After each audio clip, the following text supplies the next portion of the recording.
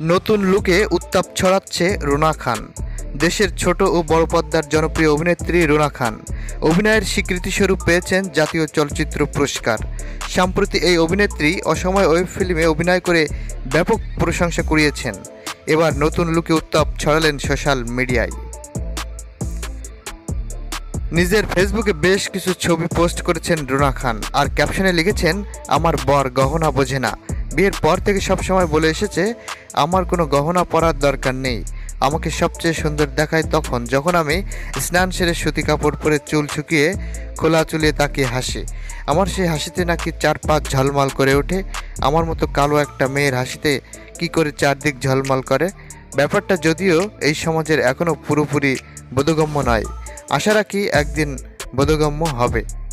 এই অভিনেত্রী স্বামীকে নিয়ে আরও লিখেছেন, বিয়ের পর সে একবার বলেছিল তার একটা গহনা পছন্দ, কোমরের বিছা।